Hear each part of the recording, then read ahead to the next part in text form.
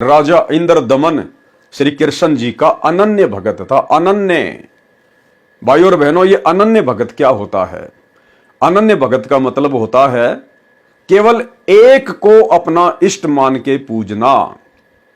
राजा इंद्र दमन को इस बात का पता था कि श्री कृष्ण जी श्री विष्णु जी के अवतार हैं, और उस समय पूरी दुनिया विष्णु को भी पूजा करती थी, श्री कृष्ण जी को भी पूजा करती थी। लेकिन वो लोग ऐसा करने वाले, दोगली भक्ति करने वाले, वो अनन्य भगत नहीं कहलाते थे।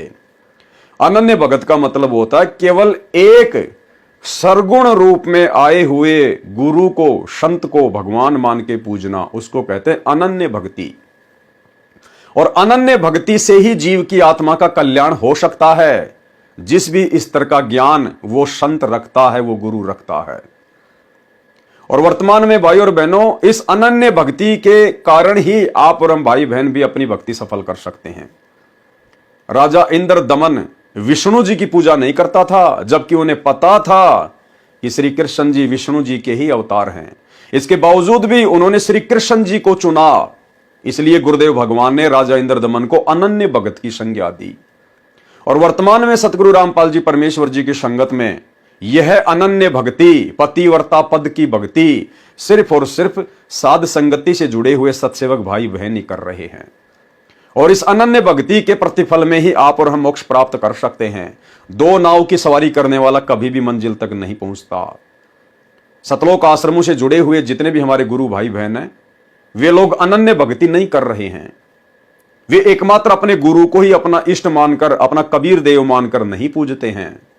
आश्रमों से जुड़े हुए भाई बहन कबीर जी की समझे जाने वाली एक मुर्दा फोटो, दाढ़ी मूछ वाली फोटो, जो फोटो ना बोल सकती, ना चल सकती, ना संदेश दे सकती, ना सत्संग सुनाती, ना नाम दीक्षा देती, ना हमसे बात करती, उस मुर्दा फोटो को भगवान मानकर पूज रहे हैं।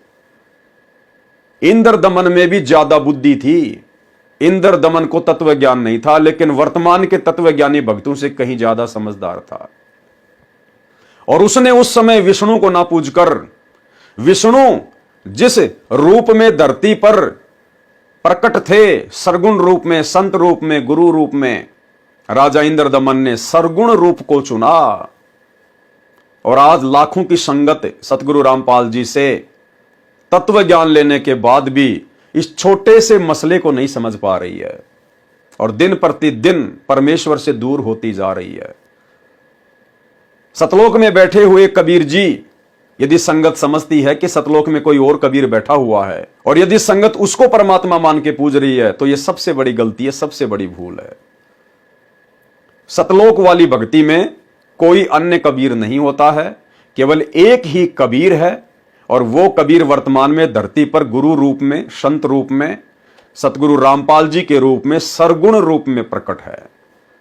और यदि हम उस कबीर जी की काल्पनिक फोटो को, जो निर्गुण फोटो है, हमारा कोई भला नहीं कर सकती, जब तक उसको पूर्णतया त्याग कर और सतगुरु रामपाल जी परमेश्वर जी के सरगुण रूप की पूजा नहीं करेंगे, उन्हीं को अपना इष्ट मान के नहीं पूजेंगे, तो हम भाई बहन लाख जन्म भी, शत भक्ति मिलने के बावजूद भी, पूर्ण सतगुरु मिलने के बावजूद भी हम मोक्ष प्राप्त नहीं कर सकते। सरगुण और निर्गुण का भेद समझाते हुए गुरुदेव भगवान का ये 3 मिनट का सत्संग आपकी आंखें खोल देगा, यदि आप होश में हैं तो। और सत्संग यदि आपको समझ में आ गया, तो आप भी हम सत्सेवक भाई बहनों की तरह आज ही उस निर्गुण रूप वाली, मुर्दा दाढ़ी मूछ वाली, कबीर जी की समझे जाने वाली फोटो को अपने घर से आज ही बाहर निकाल देंगे।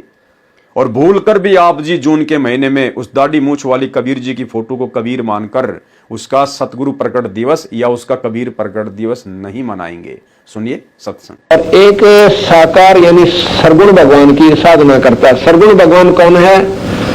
सरगुण में जो संत आए, जैसे कृष्ण जी ब्रह्मा विष्णु के अवतार सरगुण बनकाए, इसी प्रकार कबीर साहब सरगुण बनकाए, निर्गुण से सरगुण भये।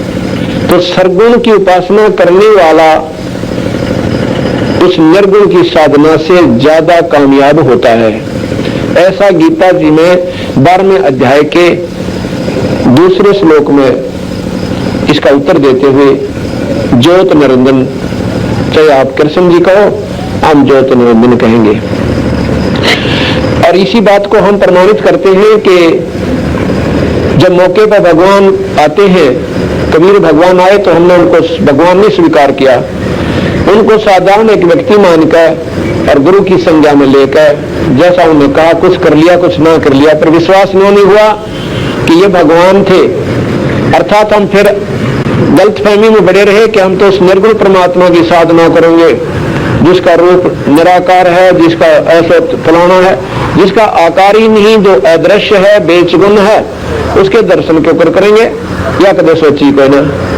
जो निराकार है, जिसका आकार है कोई ना, और वो दिखाई ना देता, तो उसका देखोगे के भले पुरुष या चौंध क्यों कर लाएगी।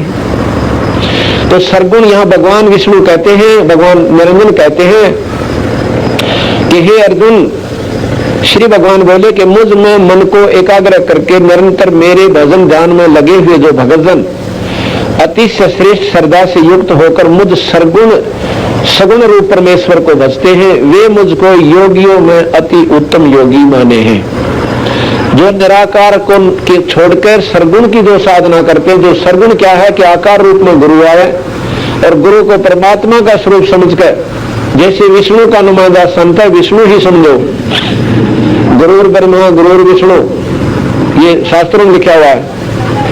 तो उस गुरु को ही परमात्मा का साक्षात रूप समझकर जो भगवान भक्ति करता है उसका मुक्ति होगी, और गुरु ने छोड़कर जो निर्गुण की साधना में लीन हो मुक्त राशि में जाएगा वो मुक्त नहीं हो सकता।